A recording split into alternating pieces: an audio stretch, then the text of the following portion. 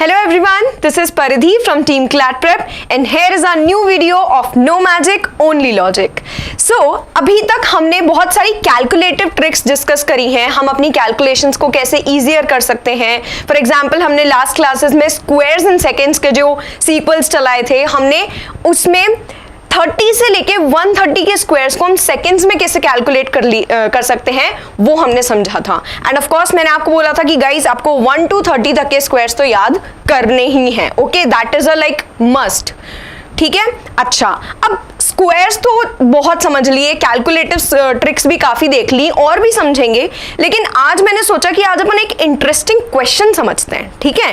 तो एक type of question है ये जो आपके पीएलडी में आता है, प्रॉफिट लॉस डिस्काउंट में. ये थोड़ा सा ट्रिकी रहता है. आई वुडंट से ट्रिकी, आपको समझ में तो आता है ये, लेकिन बहुत लेंथियर हो जाता है. ठीक है, लेंथियर हो जाता है, प्लस और लेंथियर होने की वजह से बहुत ज्यादा क्योटिक हो जाता है क्वेश्चन. तो हम समझते हैं, एक बार देखते हैं. जैसे हम हमेशा इस क्वेश्चन को करते हैं, पहले हम वैसे करने की कोशिश करते हैं, समझते हैं क्या करना है हमें इसके अंदर. चलिए, तो let's read the question. 2 toys are sold at ₹575 each. मतलब कि दोनों ही टॉयज की क्या सेम है, सेलिंग प्राइस सेम है. क्या सेम हो गई, सेलिंग प्राइस सेम है. ठीक है, याद आ रहा है कुछ कौन से टाइप की बात कर रही हूं मैं. देखो पढ़ते हैं question. One toy brings the dealer a gain of 20%. एक टॉय से 20% का गेन होता है and the other a loss of 10%. Okay, the gain or loss percent by selling both the toys is, मतलब हमको total profit और loss percent calculate करना है. Okay, अच्छा, एक बार हम इसको ढंग से लिख लेते हैं. Let's say this is toy 1 and this is for toy 2. इसके अंदर मैं लिखती हूं इसकी सेलिंग प्राइस कितनी है. दोनों की सेलिंग प्राइस ही 575 है. तो इसकी सेलिंग प्राइस अगर मैं बोलूं तो कितनी, ₹575. बिल्कुल, इसकी भी सेलिंग प्राइस कितनी है, ₹575. अब नेक्स्ट चीज पे आते हैं. हमें बोल रखा है dealer brings the dealer a gain of 20%. एक डील पे 20% का गेन हो रहा है. तो लेट्स अज्यूम टॉय 1 पे उसको 20% का गेन हो रहा है. तो गेन परसेंट अगर अपन बात करें तो कितना आ रहा है यहाँ पे, 20%. ओके, एंड यहाँ पे लॉस हो रहा है 10% का. तो लॉस परसेंट यहाँ अपना है 10%. अब अपने को नेट प्रॉफिट और लॉस निकालना है. तो देखो ये बात आप सबको पता है कि हमें नेट प्रॉफिट और लॉस निकालने के लिए क्या करना होगा, क्या देखना होगा. हमें टोटल सेलिंग प्राइस पता होनी चाहिए, टोटल कॉस्ट प्राइस पता होना चाहिए, and then everything is sorted. हर पीएलडी का क्वेश्चन का जो गोल होता है ना, वो यही होता है कि भाई कॉस्ट प्राइस निकल जाए हमारी तो, और हमारी सेलिंग प्राइस निकल जाए, सब कुछ सॉर्टेड है फिर तो. ठीक है. तो यहाँ पे सेलिंग प्राइस तो आपको दिखाई दे ही रही है कि भाई दो टॉयज हैं, दोनों की सेलिंग प्राइस 575 है. तो टोटल सेलिंग प्राइस में हम इन दोनों को ऐड कर लेंगे. ठीक है. तो if I talk about total selling price, अगर टोटल सेलिंग प्राइस की बात करें तो ये तो आपका सिंपल सी बात है, 575 का डबल कर देंगे, जो कितना आ जाएगा, ₹1150. राइट, ये हमारी टोटल सेलिंग प्राइस है. अब अपन आते हैं कॉस्ट प्राइस पे. जब तक हमें कॉस्ट प्राइस नहीं पता होगी टोटल, तब तक हम कैलकुलेट ही नहीं कर सकते. तो कॉस्ट प्राइस कैसे कैलकुलेट करेंगे इसको समझते हैं. देखो, हमने सीखा हुआ है कि कॉस्ट प्राइस जब मुझे कैलकुलेट करनी है तो मैं सबसे पहली चीज तो ये देखो, मुझे पता है कि सेलिंग प्राइस जो है वो 575 है, और सेलिंग प्राइस क्या होता है, कॉस्ट प्राइस का अगर 20% गेन है. 20% गेन का क्या मतलब हुआ कि कॉस्ट प्राइस को 120% कर दिया. ये 120% क्या होता है, ये आपको पता होना चाहिए.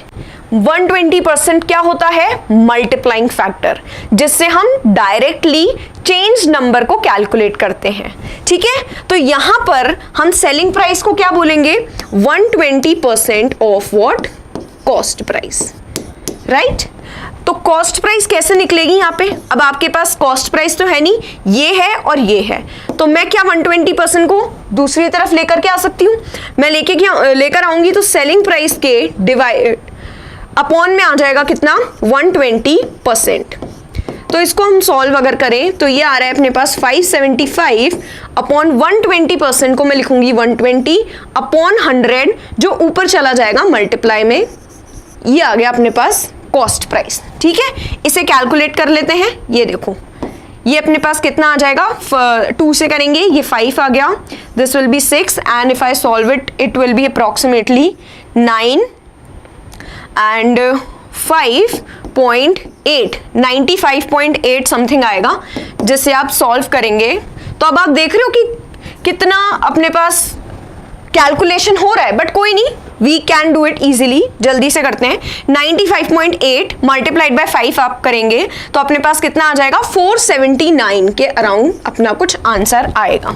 ठीक है, ये अपनी आ गई क्या, कॉस्ट प्राइस टॉय 1 की।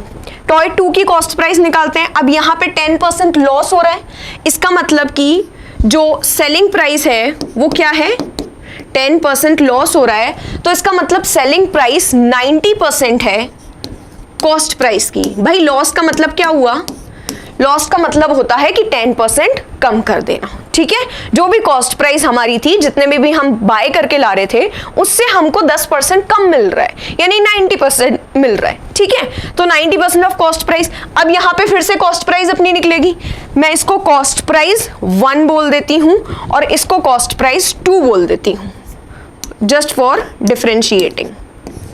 ठीक है, अब कॉस्ट प्राइस कितनी निकलेगी अपने पास, CP2, वही सेलिंग प्राइस 575, ये 90% नीचे आ जाएगा, तो अपॉन 90% क्या होता है, अपॉन 100, तो इस 100 को मैं ऊपर ले जाऊंगी, मल्टीप्लाइड बाय 100। यहां से हम कैलकुलेट करेंगे तो हमारे पास ये आ रहा है 6 अप्रोक्सीमेटली आएगा, 6 then 9 4 36 27, so it will be actually approximately 64 ही होएगा, 64 से थोड़ा सा कम होगा, approximately 64 होगा। Okay, you will do it, then you will get 638 ही ले लेते हैं अपन, this will be 63.8, यहाँ पे आपका 63.8 आ जाएगा, तो अपना 638 आ गया कॉस्ट प्राइस सेकेंड। अब हम लिखेंगे टोटल कॉस्ट प्राइस। क्या लिखेंगे, total cost price. Total cost price कितनी आ रही है, ऐड कर देंगे 479 प्लस 638, 479 प्लस 638 कितना आ जाएगा यहाँ पे मेरे पास, 1117। ये मेरी कॉस्ट प्राइस आ गई। अब प्रॉफिट कैलकुलेट कर सकते हैं, कर लेते हैं प्रॉफिट भी। प्रॉफिट सबसे पहले तो ये देखो प्रॉफिट ही हो रहा है ना, सेलिंग प्राइस ग्रेटर है। ठीक है, तो प्रॉफिट कैसे करेंगे, 1150 selling price minus cost price upon cost price that is 1117 multiplied by 100। तो इसे आप कैलकुलेट करोगे तो आपका आंसर 2.85 समथिंग कुछ आएगा, इतना परसेंट आपका आंसर आएगा, ये आप कैलकुलेट करके देख सकते हैं। ठीक है, तो हमारा आंसर 2.85% आ रहा है। लेकिन अगर हम ये सब करने बैठ गए एग्जाम में तो हम बाकी क्वेश्चंस तो कर ही नहीं पाएंगे ना, फिर तो एक ही क्वेश्चन पे हम रह जाएंगे।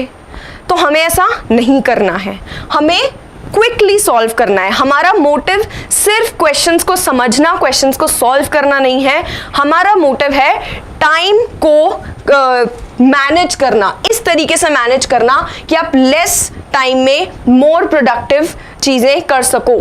ठीक है, आप जितने ज्यादा क्वेश्चंस कर पाओगे लेस टाइम में, उतना ही आप अपने एग्जाम की प्रिपरेशन में एस कर पाओगे। तो हमारा मेन मोटिव टाइम को ही तो बचाना है ना, तो उसके लिए हमें क्या करना पड़ेगा ये अब हम समझते हैं। ये मेथड आई होप सबको समझ में आ गया होगा। हमने डायरेक्ट सिंपल मेथड मैंने आपको बताया है, आई वुड नॉट से simple, I would say conventional method बताया जो हम करेंगे। हम कॉस्ट प्राइस कैलकुलेट करेंगे दोनों की, और उसके बाद हम टोटल सेलिंग प्राइस और टोटल कॉस्ट प्राइस से प्रॉफिट कैलकुलेट कर लेंगे, प्रॉफिट या लॉस जो भी हमारे पास होगा। अब अपन NMOL कंसेप्ट पे आते हैं। What is NMOL? No magic only logic. तो नो मैजिक ओनली लॉजिक वाला कंसेप्ट समझते हैं अब हम। चलो देखो, अभी अभी मैंने कुछ किया था, कॉस्ट प्राइस कैलकुलेट करने के लिए मैंने क्या किया था, फर्स्ट की कॉस्ट प्राइस कैलकुलेट करने के लिए मैंने लिखा था 575 अपॉन 120%। ठीक है, और सेकंड की कॉस्ट प्राइस कैलकुलेट करने के लिए मैंने लिखा था 575 अपॉन 90%। तो अगर मैं आपको बोलूं कि मुझे CP1 और CP2 का रेशियो बताओ, तो आप इन दोनों को अपॉन में कर दोगे, ठीक है। कितना आ जाएगा CP1 CP2 का रेशियो? CP1 अपॉन CP2 कितना आ जाएगा यहाँ से? 575 कैंसिल, 90 ऊपर चला जाएगा, 120 नीचे आएगा और परसेंट तो हट ही जाएगा, तो 90 अपॉन 120 दैट इज 3/4। तो आपका रेशियो आ जाएगा 3:4। ये आपके पास कॉस्ट प्राइस का रेशियो आ जाएगा। तो आपने कॉस्ट प्राइस का रेशियो निकाल लिया है, ठीक है। इसकी मदद से हम कैसे क्वेश्चन सॉल्व करेंगे ये हम समझेंगे, लेकिन पहले आपको ये समझना है कि ये कॉस्ट प्राइस का रेशियो हम कैसे निकाल पाए, जल्दी कैसे निकाल सकते हैं। ये तो अभी मैंने आपको पहले वाला कंसेप्ट समझाया था, इसलिए आपको समझ में आ गया, ठीक है। तो हमेशा यही होने वाला है। अगर मैं आपको बोलती हूं कि एक पे 20% लॉस हो रहा है और दूसरे पे लेट्स से 30% प्रॉफिट हो रहा है, जब आप ऐसे लिखोगे तो आप फिर से कंफ्यूज हो जाओगे कि कैसे करना है। तो आप यहां पे एक चीज ध्यान रख सकते हैं। क्या ध्यान रखना है? अब देखो, ध्यान से समझो। देखो हम लास्ट किस कंक्लूजन पे पहुंचे थे कि CP1 अपॉन CP2 किसके इक्वल है? 90 अपॉन 120 के। ये लिख रहे हैं हम। मैं 90 कैसे लेकर के आई? मैं 100 माइनस 10 किया मैंने, और 120 कैसे लेके आई हूं? 100 प्लस 20 किया। ये क्या है? ये मल्टीप्लाइंग फैक्टर्स हैं, ठीक है ना। 100 प्लस 20 किया। लेकिन अब ध्यान से देखो, CP1 जो आपका टॉय 1 था, उसके ऊपर हम बोल रहे थे कि हो रहा है क्या? प्रॉफिट। टॉय 1 पे हो रहा है 20% का प्रॉफिट। हमने जो स्टार्टिंग में देखा था वो यही तो अज्यूम किया था ना। टॉय 2 पे आपको हो रहा है 10% का लॉस। अब देखो, ये कॉस्ट प्राइस टॉय 1 की है, ये कॉस्ट प्राइस टॉय 2 की है, लेकिन इनका रेशियो क्या है? मल्टीप्लाइंग फैक्टर्स का रेशियो है। दोनों की कॉस्ट प्राइस का रेशियो मल्टीप्लाइंग फैक्टर्स के रेशियो के इक्वल है, लेकिन कॉस्ट प्राइस 1 का जो मल्टीप्लाइंग फैक्टर है वो तो 120 होना चाहिए, क्योंकि 20% प्रॉफिट हो रहा है। और कॉस्ट प्राइस 2 का जो मल्टीप्लाइंग फैक्टर है वो 90% होना चाहिए, क्योंकि टॉय 2 पे 10% लॉस है। लेकिन क्या है? इनवर्स। क्या है? इनवर्स। तो अब ध्यान से फिर से समझो बात को। जब आपको बोला जाए कि एक प्रोडक्ट पे, यहां पे जैसे हमको बोल रखा है कि एक प्रोडक्ट पे 20% प्रॉफिट है, दूसरे प्रोडक्ट पे 10% लॉस है, तो आप डायरेक्टली CP1 एंड CP2 यानी दोनों प्रोडक्ट्स का कॉस्ट प्राइस का रेशियो निकाल सकते हैं bye calculating the inverse ratio of both the products. क्या कहने का मतलब है? देखो, CP1 मतलब कि जो फर्स्ट प्रोडक्ट है उसका आपको मल्टीप्लाइंग फैक्टर देखना है। मल्टीप्लाइंग फैक्टर आपको इस केस में अच्छे से पता होना चाहिए। 20% प्रॉफिट है, इसका मतलब 120% हो गया होगा आपका सेलिंग प्राइस, ठीक है। तो 120% इसका मल्टीप्लाइंग फैक्टर है 1 वाले का।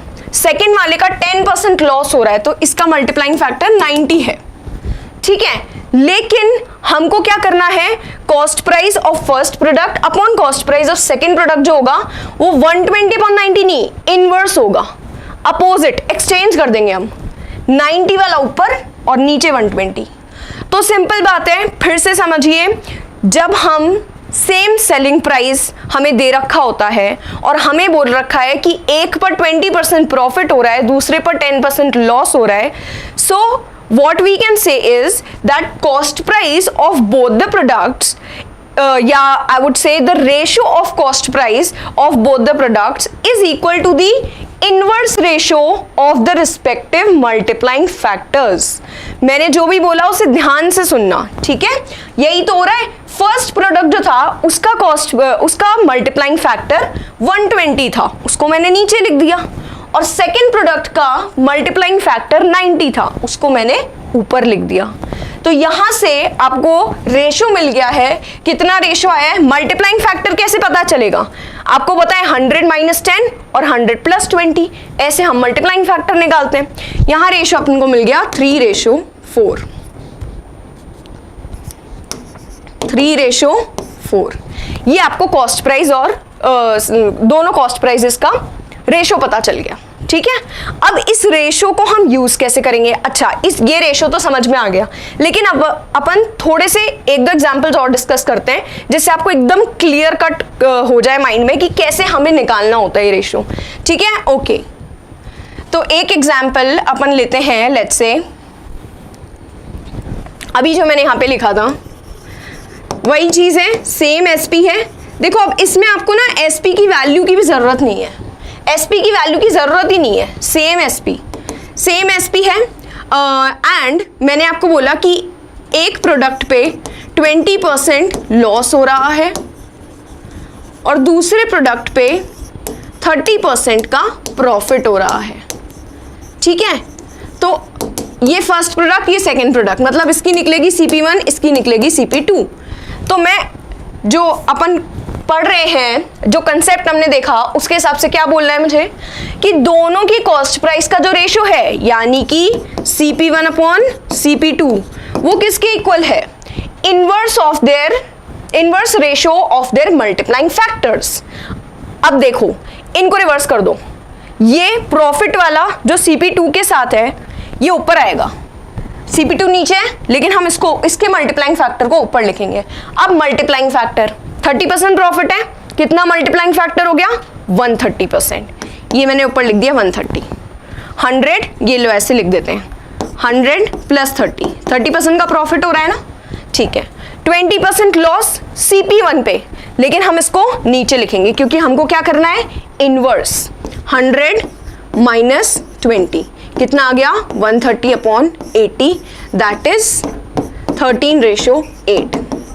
ये मेरी दोनों CPs का रेशो आ गया। एक और ले लेते हैं। फॉर एग्जाम्पल, इफ आई से एक पे 15% प्रॉफिट हो रहा है और दूसरे पे कुछ भी ले लो आप, यहाँ पे लेट्स से 25% लॉस हो रहा है।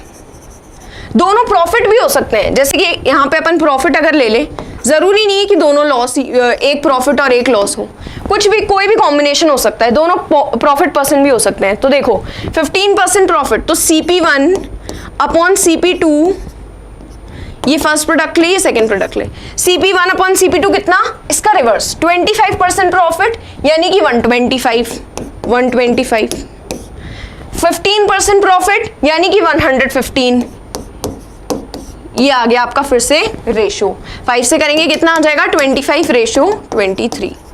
ये आपका रेशो आ गया कॉस्ट प्राइस का। तो इस तरीके से आपको कोई भी क्वेश्चन में कोई भी वैल्यू दे रखी हो प्रॉफिट लॉस की, आप डायरेक्टली कॉस्ट प्राइस का रेशो कैलकुलेट कर सकते हैं। अब आप बोलोगे कि कॉस्ट प्राइस का रेशो तो कैलकुलेट कर लिया, लेकिन हमें तो क्वेश्चन में नेट परसेंट प्रॉफिट लॉस बताना है, वहां पहुंचना है ना, तो हम रेशो का क्या करेंगे? अब देखते हैं कि रेशो का क्या करेंगे। देखो, अब हम अपने क्वेश्चन को ही लेकर के समझते हैं। तो हमने अभी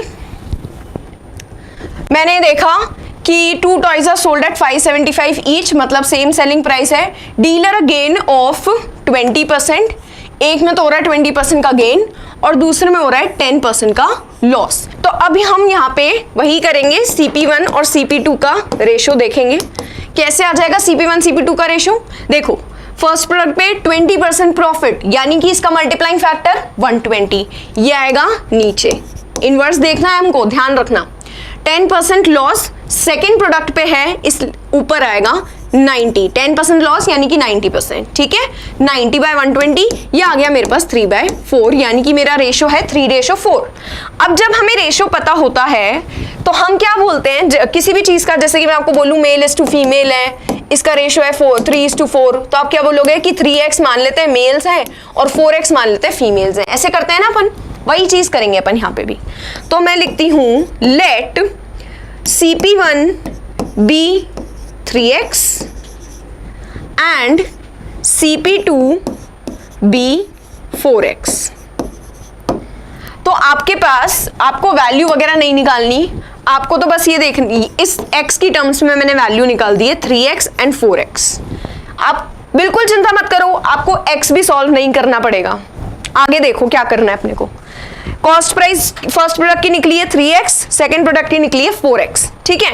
अब अपन सेलिंग प्राइस पे आते हैं। अब आप बोलोगे मैम सेलिंग प्राइस पे क्या आएंगे, 575 पता तो है।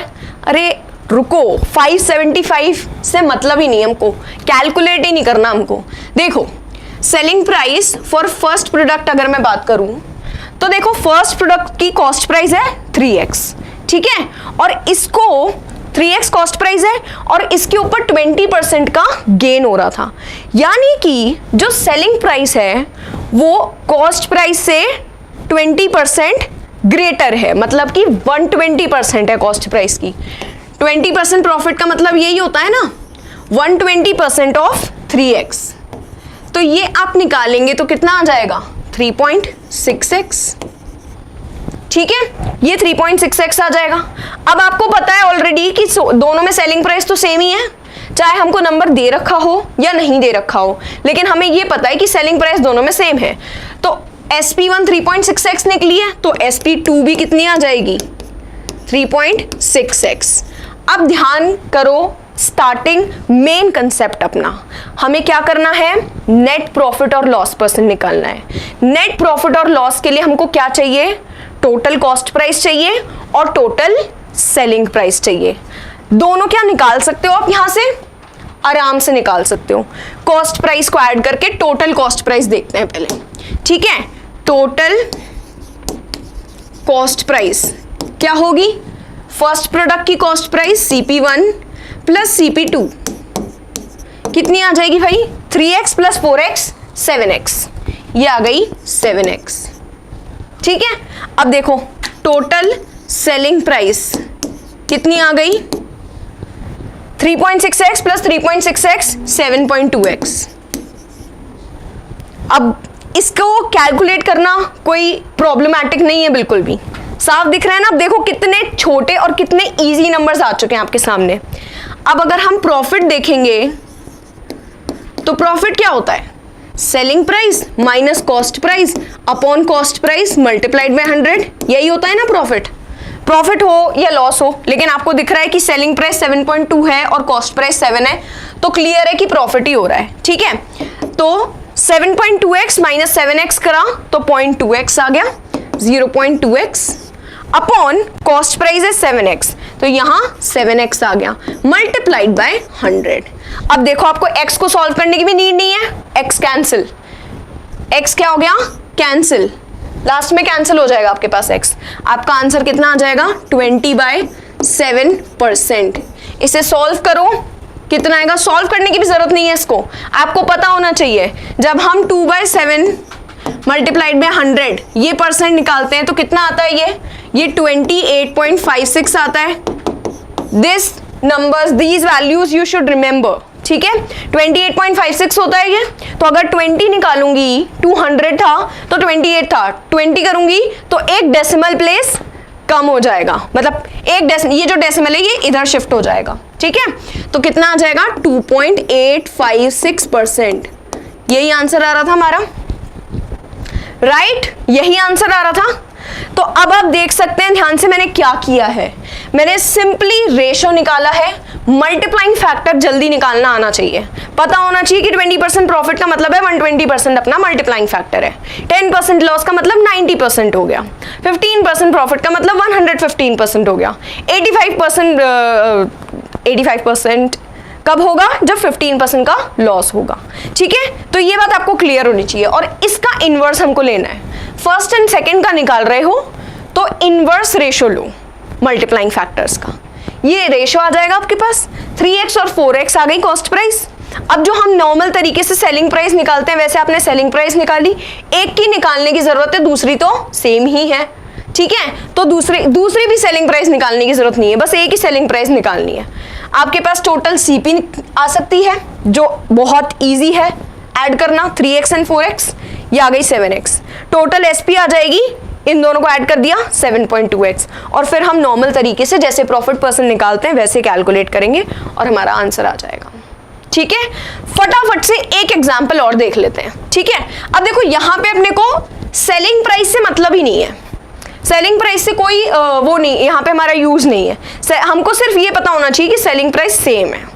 ठीक है, ओके, एक क्वेश्चन लेते हैं और, जिसमें मैं आपको बोलती हूं कि 20 या फिर 10% प्रॉफिट हो रहा है एक प्रोडक्ट पे और दूसरे प्रोडक्ट पे लेट्स से 15% लॉस हो रहा है, तो क्या करेंगे?